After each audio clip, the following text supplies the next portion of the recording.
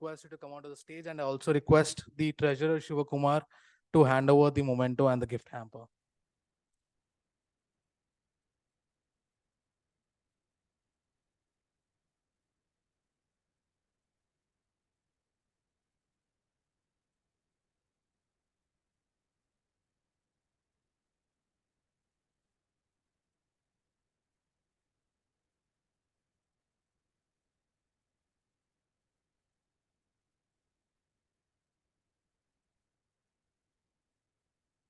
Thank you, Jackishan.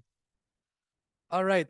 So as a term, customer is a king. It's a well known to all, right? So it's our responsibility as a delivery managers or the project managers to make sure we can supply our clients with the product or the service that best meets their needs. And how are we gonna do about that?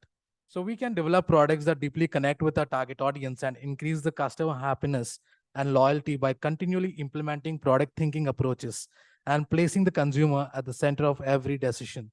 So here we invite our esteemed guest speaker, a thought leader in product innovation and customer centricity, who's none other than Mr. Sravan Tickoo. So he's a product manager by profession, but also an active angel investor.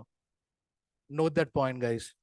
Having invested in 12 plus startups across the globe. So Shravan is also a visiting professor at the prestigious Masters Union and runs his own YouTube channel, Swagwala PM.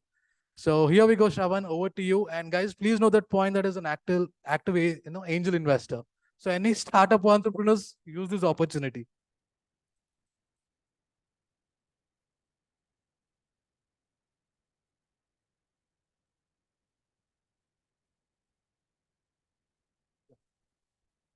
Hello, hello. Am I audible, folks? Awesome, awesome. So the first thing while I entered this is August company is that I'm the most least shabbily dressed person in the here. So I think at least my words would do justice to the kind of presentation I put across, for sure. So I think the topic of today's session is something super interesting, which is how to make great products that users love and adore, right?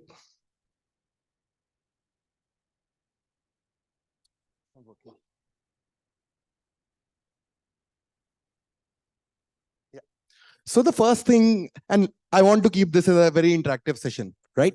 So the first thing I want to ask, how many of you knew what's the first principle? What's the first principle? Anybody? What's the first principle? Something, anything, right? What do you mean by a first principle? Okay, let me give you an example. If you want, if any of you guys agnostic of constraints, I ask this question to you, you have to go from Hyderabad to Chennai, and I give you two options. The first option is choose a Mercedes, and the second option, choose a Nano. Let's not think about price. Let's not think about road quality. Let's not think about what would you choose. What is going to be a general answer? Would you choose a Mercedes or would you choose a Nano? Fair enough. So almost, I believe 95% of all of you said that you would choose a Mercedes, right? So the first principle which comes from there is that anything that adds value to your life adds some amount of comfort or happiness to your life. Fair enough? Aligned? Awesome. Now, the second thing that I do is if I ask this same question 10 times, does your answer change? If you have to do 10 trips, again, the options are is a Mercedes and there is a Nano. What would you choose? Still a Mercedes, right? So the second thing that comes from here is that anything that adds happiness to your life, you want to repeat that experience. Fair enough? Right? So A equal to B equal to C. Anything that adds value to your life adds happiness to your life.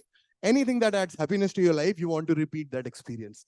Now, if I eliminate B from between, anything that adds value to your life anything that adds value to your life, you want to repeat that experience.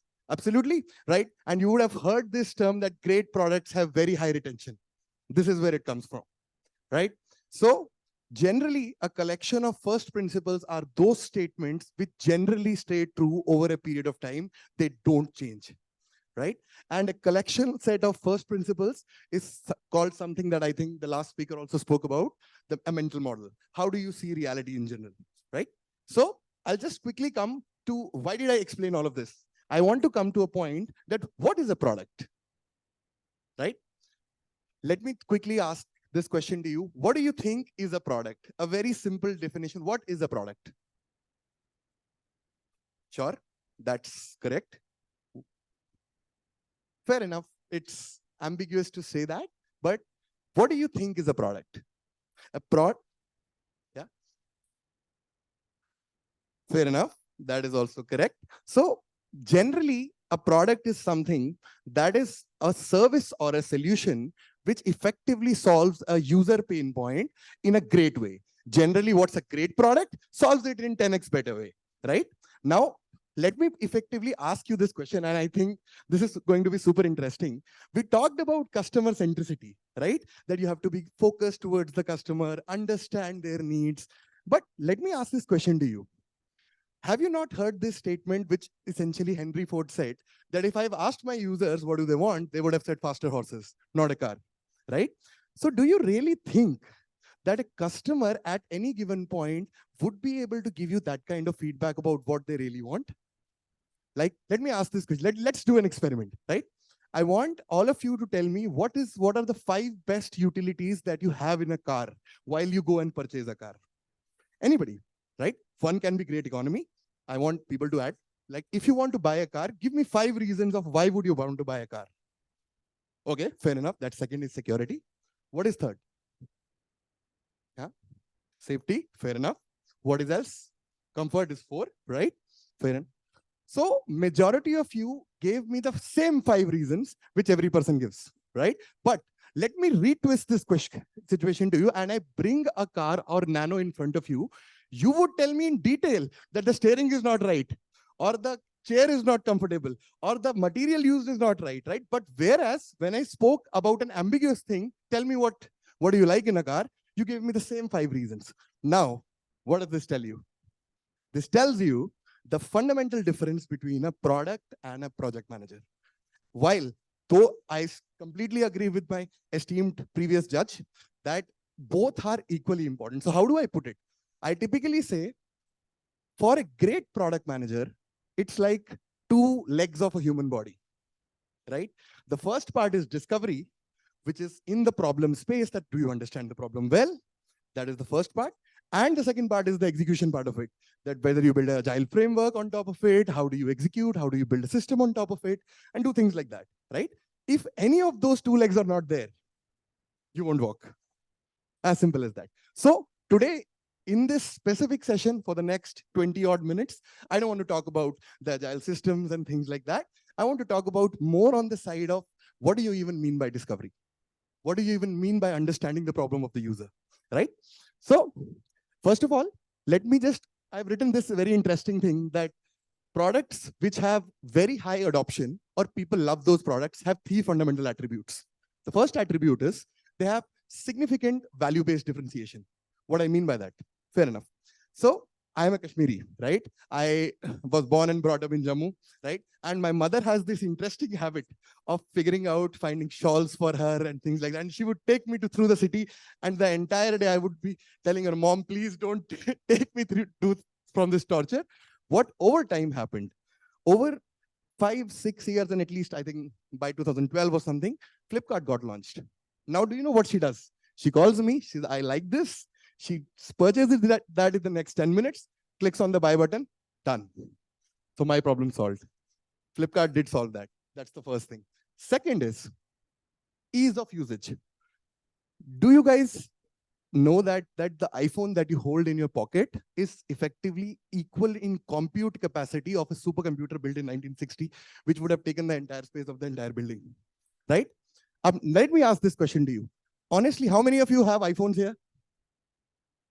I see a lot of people. So there are a lot of rich audience over here. Fair enough. The second question I want to ask you, tell me very honestly, how much time did it take you to install and use the apps in the iPhone while you received the iPhone? Probably 10 minutes, 5 minutes. You have a potential supercomputer in your pocket, and it took you 10 minutes to essentially install and start using WhatsApp, at least the basic functions like WhatsApp, messaging, calls, and things like that, right? So it became super easy for a product to add value, that it should be easy to use. And the third thing is the most interesting part of it, which is the joy of usage. What do you mean by joy of usage? Anybody can Tell me what is, okay, let me repose this question. When you play a game, when you play a sport, do you generally play a sport to, maybe let's take an example of football, right? Do you play to score a goal, or do you enjoy the process in general playing the sport in itself? Whenever you go out of your home, do you think, I want to play football today because aaj to mujhe 4 goal marne hain? Aisa to nahi hota. That's correct, right? Or if I ask my mother or any person specifically, why do you cook? There might be a possibility in 1 or 2 cases she would say that guests are coming and I want to cook for them. But in majority of the scenarios, she would say that I love cooking in general. So think of great products like that only, right? The experience of the product is like playing a sport. Whereas the outcome of the product is about the goal or whatever you have in mind. Like, how many of you folks know about this language learning app called Duolingo? I see a lot of people know that. Okay, fair enough. So there is this concept of a product layer and a service layer, right? What is a product layer and what's a service layer? The actual thesis of Duolingo is that it's there to teach you a language. But you know, most people, why do they go to Duolingo and not any other random language app which you might not be aware of? And there are millions of language learning apps across the globe. The reason is that you people just enjoy playing with Duolingo by the sheer gamification and the game design that they've done, right? So a lot of people learned languages while they didn't even want to learn languages, just by the fact that they wanted to play at Duolingo. So I think these are the 3 very critical factors which you essentially have to understand, that what makes a great product, right? Let me quickly move forward. Fair enough. I just spoke about the example, Flipkart, Uber, and Duolingo. Sure. So let me ask this question to you. Whenever you start building a product, right, what is the first thing that you should do? Do you think going to the customer and asking questions solves this? That I want to ask my customer that, what do you need? Right? And the person essentially says, okay, I need this feature, I need this feature, I need this feature, I need this feature, and I will start using the product. And tell me very honestly, how many times you have done that and the customer has not paid? Still.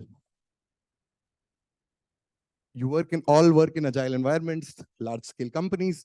You ship a product based on the requirements given by the customer only, but in the end, the customer still doesn't use the product. Tell me, is this a live example or not? Why does that happen? If customer need or customer centricity was at the focus, we did what the customer wanted us to do, but it didn't happen that way. So I think the first thing that you need to understand is that there is a concurrent distinction between 2 parts. How do you understand the problem space? What I mean by the problem space is that, are you in a particular space where you can essentially distill out, these are the fundamental problems that a customer might face, and there's a difference between a need and a want. 99% of the time, the customers end up saying a want, that I want a Mercedes. If somebody asks me, what do you want? I would say, I want a G-Wagon, right? But honestly, do I need a G-Wagon? I don't, right? So that is something that you have to distill. And that is why it is essentially very, very important that you spend considerable amount of time on figuring out, am I doing the right discovery process? And what does discovery process in general entail? The first thing that it entails is, am I hearing my customer even from a vulnerable point of view, even from a point of view where the customer essentially wants to talk about something and I might not listen because I have a bias in my head? So there's this famous statement by, I don't know how many of you know about this person called George Bernard Shaw. He was a Pulitzer Prize winner. He said, sometimes the best way to gain control is to give control. What does that mean? So as product managers, what we essentially do is, whenever we define a target persona, that for this particular persona, I want to build a product, I essentially go and let the other person speak about what are their motivations and ask very open-ended questions, very, very open-ended questions, right? If this discovery process would not have been important, large-scale companies like Microsoft, like Google, their products would not fail, because they have all the systems built, agile systems, they have all the tools implemented, they have everything implemented. But Google Plus failed, Duo failed, right? Stadia failed. All of these products which had massive distribution didn't work. So The first part that I want to kind of give as a principle to all of you people is that great product managers distinct from a project management mindset in the fact that they spend 70% of their time on discovery. Am I solving the right problem? Is it the right persona to solve for? How do I prioritize that, right? If you do that question right, if you do the discovery process right, 70% are the chances that the product will be successful by design. So that's the first thing. Sure. Everybody with me till now? Awesome. Is there a question? Oh, awesome. Cool. So what do we do first? Whenever we initially start building a product, there are certain aspects of a product funnel or a user journey funnel that you essentially have to look at. What do you do? Like, I'll give you an example. When you open a shop, right? How do you even think about opening a shop? So you might live in an area where you essentially saw there are no sweets, right? Or there is a sweet shop which is very far. You essentially come on a scooter or anything like that, and they get dirty or whatever. And so the first thing that you realized is, oh, there is a demand. For sure, there is a demand. Now, what do? You open the shop and you put a billboard out saying that I have opened my shop. That is the first step that you essentially do, that you want to acquire a customer just to get feedback, right? Once you acquire a customer, what is the next thing that you do? The next thing that you do is you want to activate the customer, right? What do you mean by activation? Activation means somebody came into your shop, he said, sir, ye laddu bahut acha hai. Aap ye kha ke dekho. Bahut badhiya lagega aapko. The person eats the laddu, really likes the laddu. And what will happen the next time? The person would say, again from the first principle, they would want to repeat that experience. They would say, I want to eat it again. Multiple times they eat that laddu. What is the next thing that they will do? Because happiness as a behavior is that you want to spread with people, right? You will tell somebody else that, oh, you want to eat this mithai. This is the shop that has been opened. Please come here. And after all of this, if your happiness quotient is very high, you would not mind paying 50 rupees extra for it. So that brings referral, right? So the first thing that a product manager essentially anchors on is that what should be the feature set in my product which brings very high retention. So, and that'll only come from the discovery process. So what you essentially do is, even before putting 1 crore rupees, 2 crore rupees, 5 crore rupees in building a product, you just essentially say that what is the least possible effort that I can build this product, maybe in 1 lakh rupee. And if 80% of my customers are retained, I think I'm done. And then only I'll scale it and put it across. I'll give you an example. So long time back, I was consulting for Nearby. How many of you know Ankur Wariku? Yeah, I know. He's more popular than me, for sure. Yeah. So, so we were building this interesting thing, and Nearby had this coupon system, right? Where you essentially take a coupon and you go to a restaurant, and you essentially then say that I want to utilize this coupon and I get a 20% discount or 30% discount.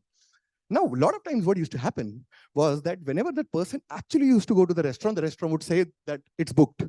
You cannot use it now.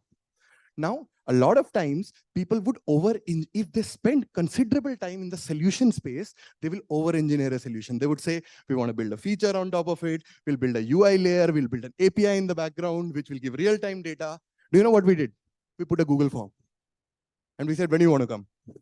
And 90% of the time, even though it didn't solve 100% of customer queries, but 90% it solved it, zero cost, right? Improved revenue significantly, right? That's one example. Another example I want to kind of put across, which is very, very interesting in general, is that, do you know, there is this very interesting thesis that Facebook wanted 7 friends or 3 friends in the first 7 days to essentially kind of create that activation structure.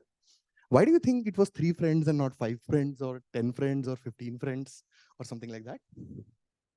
Like, how many of you have heard this, that activation means the first step where you see the value of the service, like the first order in Swiggy, the first right swipe on Tinder, anything can work like that, right?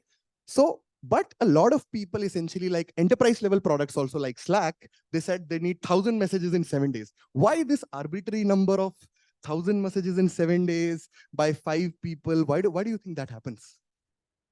Anybody? Fair enough.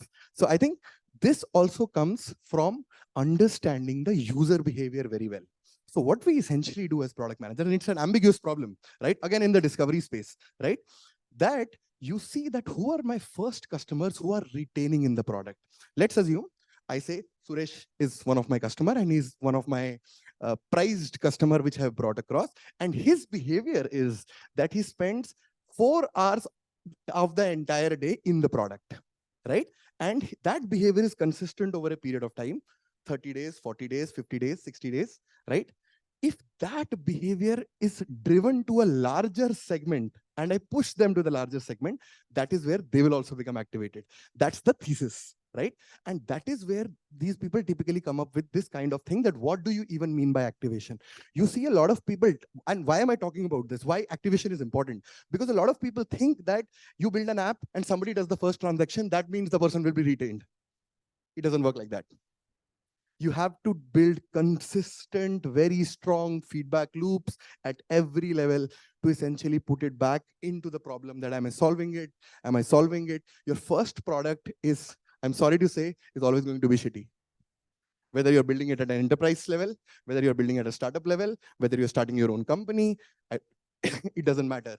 Because the difference is that generally in most mindset, when you are essentially, like if I tell anybody or if I tell ma'am that, ma'am, how do you create a cup of tea? She will just go inside the kitchen. She will say, she knows all the steps, right? And she will essentially create a cup of tea. But if I tell her, okay, I want to create a house in 30 lakh rupees and that's your budget, I will not give you more money than that. And this is the expectation of the house that I want to build. It should be super beautiful and things like that. Now the constraint is on her. She has to be very meticulous about what is my next step. Should I spend 1 lakh rupees on this budgery? Should I spend 1 lakh rupees on this paint? Should I do that? She will be very, so whenever there are ambiguous problems, right? The fastest way to essentially reach to this stage called product market fit is by getting more and more feedback as much as possible. So people who, and you would have seen this, a lot of case studies are there. Companies build this waterfall model. They spend 2 years creating the product and they launch the product and it fails miserably, right? Even though a lot of people, tens of thousands of engineers and people would have spent considerable time on it. The problem is, that is why this entire movement of lean startup essentially came into account, or agile systems came into account, right? That how do you ship out the product fast? And I'm completely okay with the fact that I don't know what I don't know, right? But I'll get feedback and I'll iterate faster. And I'll keep shipping it, keep shipping it, keep shipping it to the point where at 80% of my customers, essentially, when they say that we like the product, that is when I say it's product market fit. Another question, right? Now, let's assume you achieved product market fit and you scaled your company to $10 million or $50 million or $100 million. Do you think over time, after you scale it to $100 million, if you stop doing discovery, do you think it'll scale to $1 billion? Even though you achieved. So is my question kind of is a deeper question. Do you think this state of product market fit, is it a transient stage or is it like a level that you achieved and it's there to stay? Sure. So how many of you say that it's a transient stage and it's not like a level? Can everybody raise your hands? Yeah, absolutely. So that is another reason that you essentially have to spend consistent time on discovery. That product market fit, it's also dependent on the stage of the company. I'll give you another example. There was this company that I used to work for and I was a consultant for them. This company's name was Edureka. How many of you have heard of Edureka? Right? Oh, a lot of people know. Very cool, very cool. So I led their general PGP business, which was doing around $10 million in revenue. I essentially led that business for them. So do you know what happened? What was their story? Their story was very interesting. So these two founders, Loveleen and Kapil, they used to work for Texas Instruments. Do I have time? Is there 10 minutes? Can I take 7 minutes? I'll close it. Fair enough, right? So the story that I want to kind of put across is that they started this business where they thought that, okay, there is a lot of unemployment structure in India. Because of what I mean by that is people have degrees, but they don't have skills, right? So what should we do is we should go to a college and tell them that we'll teach you C++, we'll teach you Java, we'll teach you data analytics, and you'll get jobs in a lot of places, right? Now, when they started this, so they reached out to a college. The college showed some level of interest, right? Students came, but they didn't come and things like that. And they realized that this segment clearly doesn't work, right? Now, when they were about to shut the company, somebody said that data analytics or big data is becoming very popular, right? And this person, in the very beginning, only sends them 30,000 rupees. I'm talking about 2015 or 2014 or 2013, right? And so they realized, oh, without even asking the customer, right? The customer there only gave me $500. So that means there is a definite signal, there's a definite demand. So they started building that across, right? And they scaled the company and they hit some kind of product market fit by understanding that the persona that they want to target are industry professionals, right? And they said, why don't you spend time on cloud computing, courses on AI and things like that? And they scaled the company to 100 crores. Now what happens? The thing that happens now is eventually their growth rate declines. And why did that happen? Happened because of multiple reasons. Competition came up, there were better courses and things like that, right? And eventually their state of product market fit, just because they didn't focus on the need of the customer, eventually started to decline. Reached a saturation stage, right?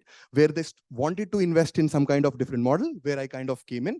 And eventually what happened, that model also didn't work and they ended up selling the company. So the last thing that I want to kind of put away from this presentation to all of you guys is that generally when you really want to build great products which outlive you, I think the maximum focus for all of you people who are in project management has to shift from a solution space mindset of what do I do in the solution space to a problem space mindset. Do I understand the right problem? So there is this very interesting equation I want, and I will finish that across. And if somebody has questions, I'll put it across.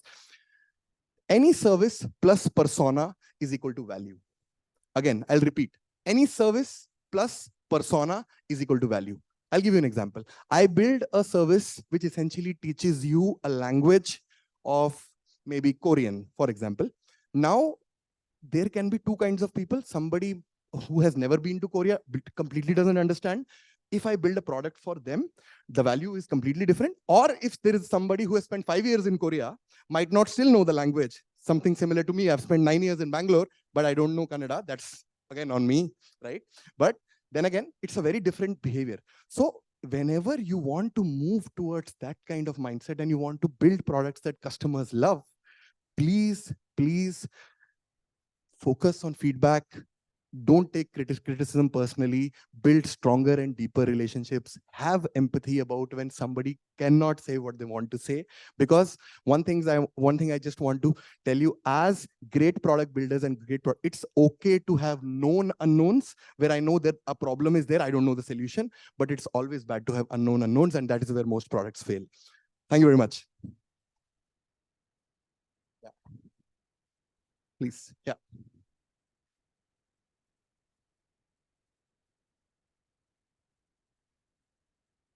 Yeah.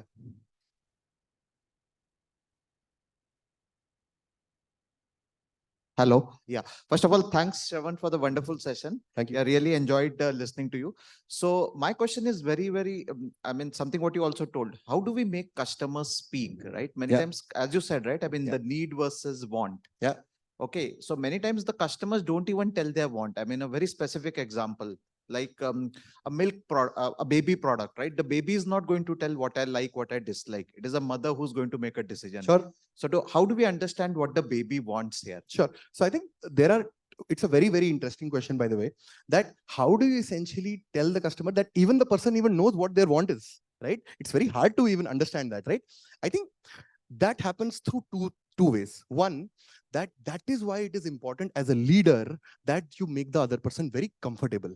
I said sometimes the best way to gain control is to give control, right? What it essentially means is that if tomorrow, if a QA or a SDET1 who has just joined the company and he wants to give me a feedback about the product that I lead, and if I have this behavior built in that, oh, I'm a director of product, he cannot speak to me, I have 5 levels below me who essentially do, the great part would be that he still comes to me and builds candor and says, this is the problem, I want to fix it. And I respect and appreciate that, right? That's the first thing. The second thing that you have to do is, please ask open-ended questions. Have you seen FBI interrogation interviews? I don't know how many, or maybe my content choices are very interesting in general, but so those people, they definitely don't tell you that, oh, why didn't you click on this button? They would say, there were so many things here. Why did you take this action? Now that's an open-ended question. A lot of times you would have also seen that people have this habit of repeating what the other person says and ending that with a question, right? In that scenario, people end up opening up. So that is why user research and anecdotal evidence typically gives you a lot of insight that this is the actual want, and you have to distill from that information that, okay, this is what, like, I want to give just one last example and I don't want to take any more time.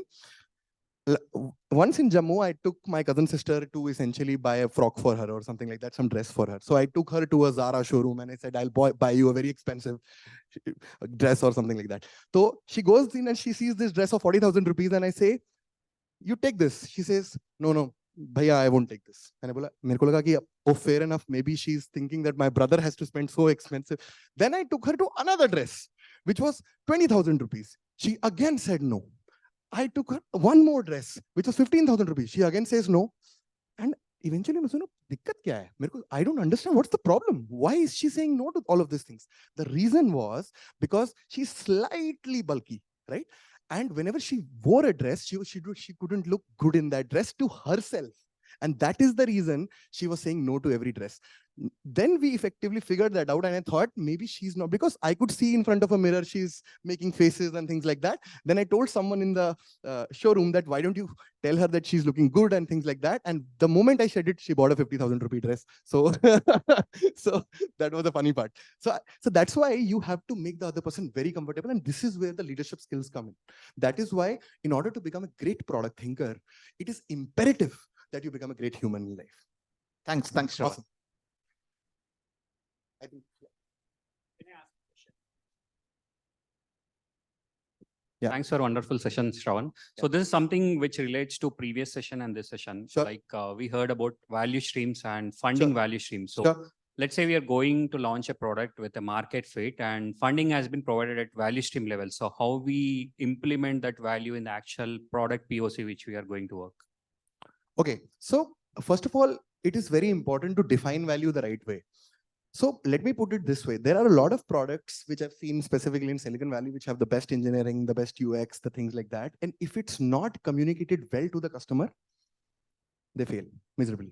So a lot of people essentially think that product building or project management in general is about shipping features and doing things like that. But I think a very strong skill set over there is, do you communicate it to the end customer what's going to change in your life? And that thesis has to strongly start from the top, right? The leader has to do this to the subordinates, to the peers, right? And it essentially has to be a area of over communication. That's why I consistently speak that over communication is a very strong skill set for a product manager, right? You have to consistently do that. It's not about the other person feels irritated or something like that. Maybe you should essentially have to choose the words that you want to speak about. But I think by repeating the same thing, like a lot of people, I believe, agree to the fact that you are a function of your peer group. As your peer group, that's the person that you will become. As simple as that, right? So the voices that you consistently keep speaking, that this is what you do. That's why Jeff Bezos, in his every letter that he wrote for Amazon, spoke about customer centricity. That entire ethos is driven to the last customer executive who essentially picks your call and you says that the product is not, and they process refunds without even asking you. They say this shows. So it is a long process, but if you build that value system or that ethics structure in the org itself, and that is what you call as great product culture, it will automatically happen. It will automatically happen. You will focus a lot more on GTM and things like that. I hope I answered your question. Awesome. Hello.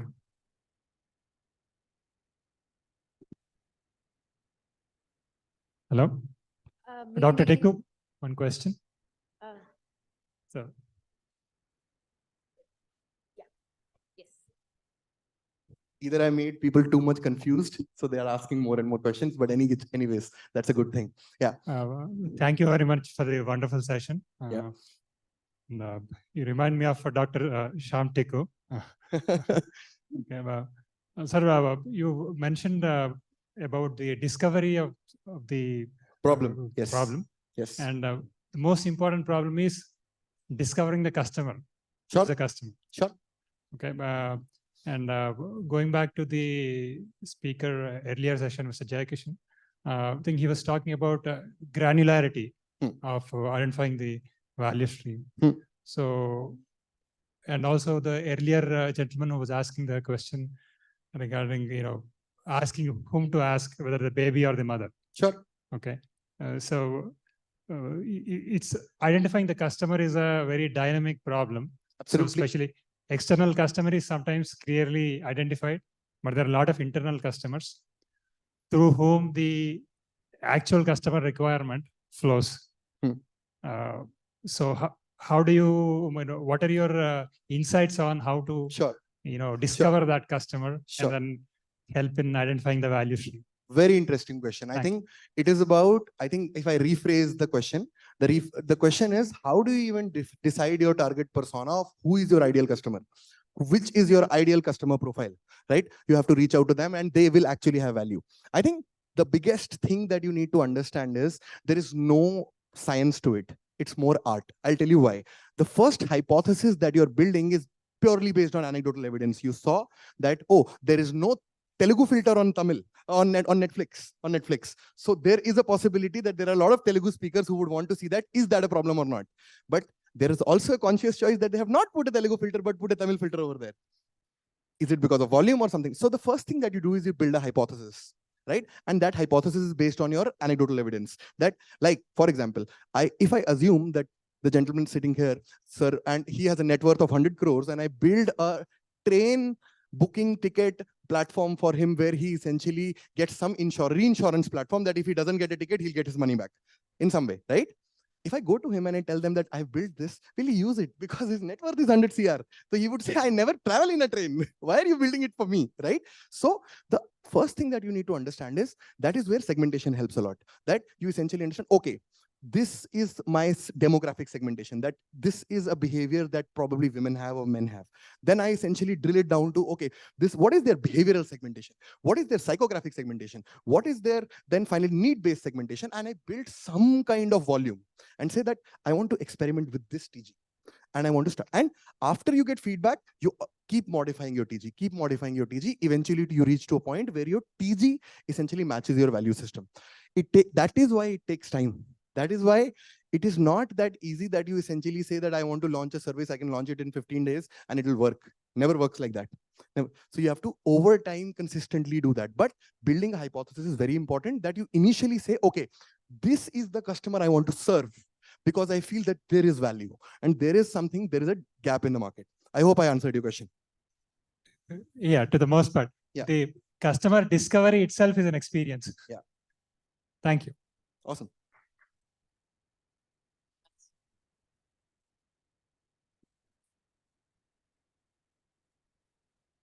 Thank you, everyone. And a big thank you to Sravan.